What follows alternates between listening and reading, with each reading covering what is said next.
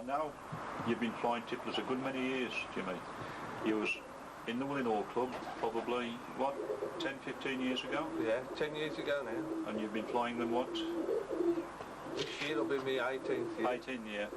And Jimmy was the first man to fly 20 hours as an ex-Willinghall member. You was in, what club was you in when you fled your 20 hours, Jim? Outdoor. You was sorry, tell a lie, Bentley West. You was in Bentley West. What you'll see here in these lots is the best family of lovets you'll ever see. Jimmy has had these birds since you started, Jim? 1978. 1978. The originals came off Albert Arnshaw. Albert Arnshaw, and I call my birds Albert Arnshaws, but they're well known as lovets. And Albert had them. I know Albert used to breed them. Albert now is 98. I would say he's the oldest member of the NTU, isn't he, Jim? And I know when I visited Albert a good many years ago, he had his birds direct from off Wolf Lovett. So this family's pure. You won't see a purer family of lovets than what you've got here.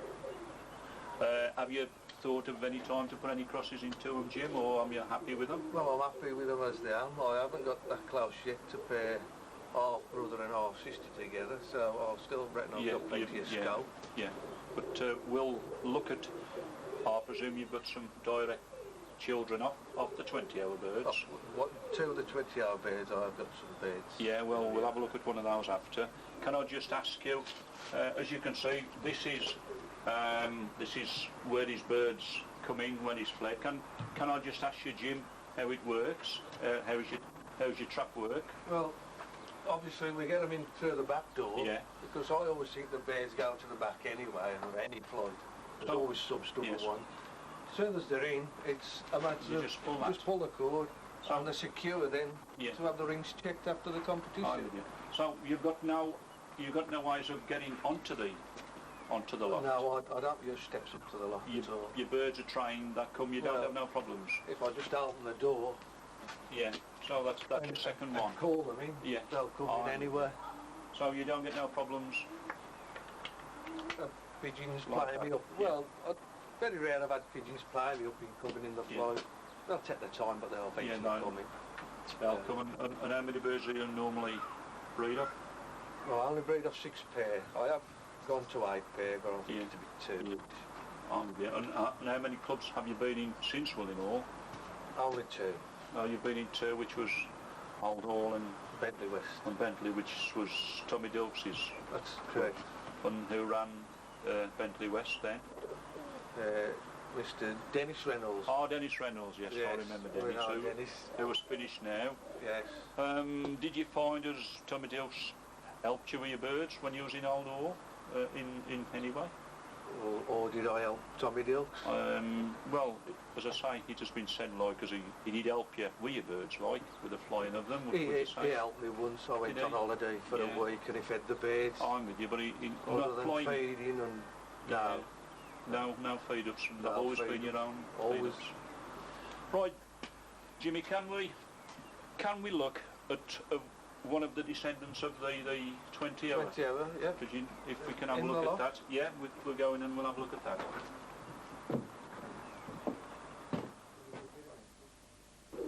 Section, obviously, which is, I presume, it's about, what, 10, 12 foot? 12 foot long. And it's, what, 6 foot wide? Yeah. And you've got an average of what? 18 and 3 little kick boxes for young birds. Can I ask you, have you ever had these all full, Jim, when you've been flying? Huh? Well, we can... Well, I can start off with about 16. Yes. And then it just depends on what faults and what... But basically you work like most of us around 12 boxes, something like that. Your youngsters, do you box them right away when they're broken, or do you keep them as a kit? Well, you'll find that they'll train themselves back into the kit box, and then I'll eventually break them off. Yeah. So I have flown birds out of a kit box. And what have been your times with them? Have you found them as good as when you're flying boxed up? Well, young birds, yes. Old birds, no. No, not old birds, but youngsters, yes. Youngsters, I will. Yeah. If you could alter this flying section, Jim, would you alter it, or am you happy with it? Well, I've been happy with it for the last 18 years, so I'm happy as it is. What we've been saying when we've been round the lofts, me and Ashley, there's always something you'd like to alter in your pen, like when you look at somebody else's pen. Oh yeah, there's plenty of ideas today. There's only one thing I would do is just make the little kick boxes a bit bigger. I'm with you.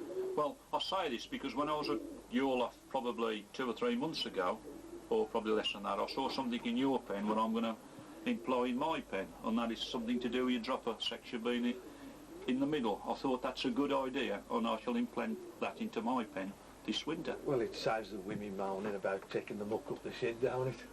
I mean, if it's all open, you're treading in it all the while, so... Can we look, we've talked about your birds, obviously, which you haven't got now, what did the 20 hours. Could we look at one of the descendants? You can have a look at the ends off the one, and they've got cocks as well, direct out the 20 hours. Could you fetch me a cock and I could have a look at it? Definitely. Or shall we go into the other section? Well, I could show you an end in here. Yeah, that's fine. Can we look at it? Yeah. Let me just shut this without any escaping. On this particular end, have you flooded, Jim? There's an hen in there. She's done 2 16 hours this year. Yeah. And last year she did over 17. Yeah. And all the descendants off the old cock, they're all their double figures. Yeah. So, if you could just look at one of the ends. What are the main colours of your family, Jim? Do you find you've got a predominant colour or...? Blues. Mainly blues. Mainly blues now. But I get the checkers, and then I get in a bit too regular just lately. Would you find you get certain colours what your ends all the while, Jim, or does it really matter? It don't really matter to me. I'll just fly whatever crops up. And you can just do the best you can with the colours that you get. Yeah. This is one of the daughters. Direct out the 20-hour cock. What I love about these pigeons is they've got a beautiful head and beak on them, and one of the shape. I mean, you look at that. I mean, that's a superb head, superb. And this is one of the ends, Jim. Well, and is in good nick. Again, the wing isn't a big wing, which I personally like. They're on the same, I like to think they're on the same lines as a Gordon used, to be quite honest. But yeah. These are a family of birds, and you won't see a better family than what we have here. And this is one, I know I can go back with Jimmy when he was in the Willinghall Club, and I think, was it 2 years you went, Jim, before you won a fly? I was always fourth by a couple of minutes. That's right, and that's dedication. And when he won a fly, he won the big one. He broke the long day record with 19, was it 19? 19 hours 10. 19 hours 10, and that stood for a few years, so that's dedication. And he's still here today after 18 years. Still trying. But that is a nice engine, that is. And this, I would say you'd like to think this is the breeding you like. That is typical bird, typical head, and I think if you look all through the loft, they should all look similar to that. Well, they should all look like that. Superb pigeon. So I mean, you can put these birds with the Bowden birds, and probably with the ewes. And you could probably put them with the Colin Bristow's, but that head would always be there of that particular family. That's a credit to you, Jim. So we'll put her back there. Right, and if we can go and look at the cocks. The cocks, yes. Well, this is typical now. That is coming up in the breed, and that only came through one pair. That was a silver cock. Yes. And a clay checker in. And what is particular with this, Jim? The colouring? The colouring now. Yeah. I'm getting quite a few of those colours. Yeah. Dark checkers. And do you mind dark checkers or? Well, I don't mind. No, that's always end of the business. Yeah. Again, small wing. Look, small wing. Well, that bird there is a cock bird, and that is an hen bird. So you can see the difference there. I mean, if you look at the head on those, you would say it was vice versa. Again, you got the small beak look, the good red stare of the eye, which again checkers sign of the same family. And And these related, Jim, these particular pair? They're off nearly the same way bred, both cock and hen. I'm with you. But they're off different pairs. I'm with you. And where would you say the white came from, Jim? I like a little bit of white on the rump, and I think that was typical going back to the blues. I'm with you. I like a blue with a white rump. That's part of the family. Yeah. Good. So can we put that back in here? Yeah.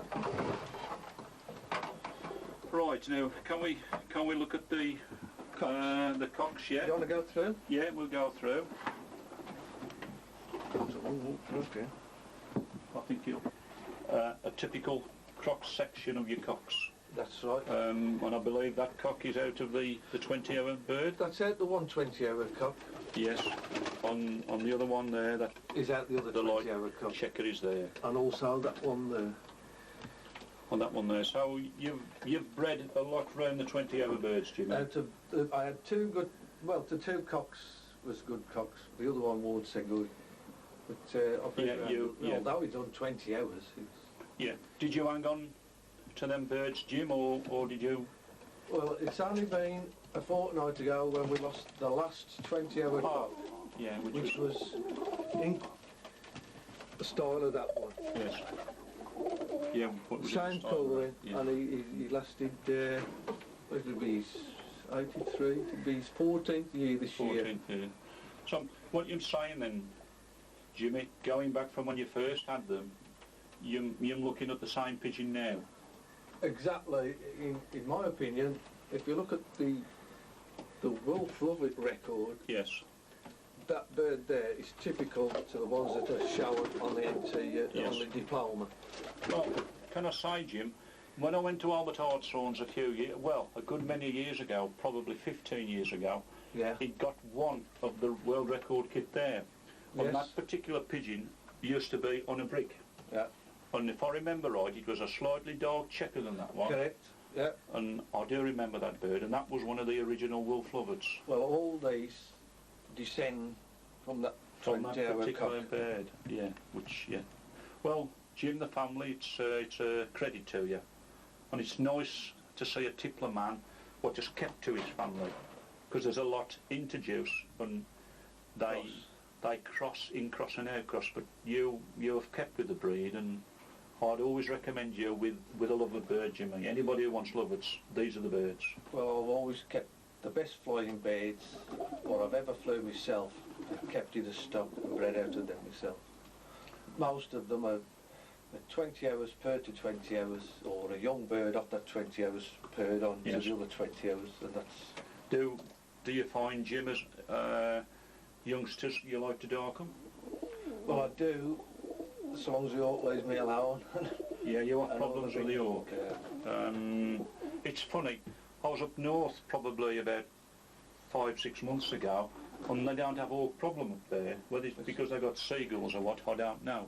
But I know probably you and Archie Guy, obviously, Ashley, we're all in this little radius of around 7 miles, and we do have hawk problems. That's right. But let's hope next year we walk free. I do try to train the dog. Dog train young birds. But dust trained is good enough. Yeah, you're happy with that. You're happy with that. As long as they come with the lights on at dusk. Yeah. What type of training do you give them, Jim, in a week? Youngsters? If the youngsters just coming on, for the first few weeks it'll be 3 times a week. 3 times of what, 3 or 4 hours? Up to 6. Yeah, up to 6. And I like to see that they can do 6 to 8. And you're happy with that? And I'm happy with that. With old birds, Jimmy, what now the game? What you're talking about then? Well, twice a week, 8 hours. 8 hours twice a week, which is giving you, again, as you say, that's giving you 16 hours before, which is a build-up of around probably 3 or 4 weeks before. That's right, before a competition. Yes, I'm with you. Good. Now, can we just have a look at the droppers, Jim, and tell me how you work your droppers? What I like about this, Jim, is I've told you, I looked at it a couple of months ago and I thought I like that idea. And the idea I like it where you can walk past them like this and I'm not disturbed. And also it's nice to see the boxes where they don't fight. There's them contented. There's 16 well-trained droppers. Yeah. Do you fly them in the winter at all, Jimmy? Or they'll be turned out once a day if possible. Yeah. If not, Yeah. they'll be out a couple of times in a week.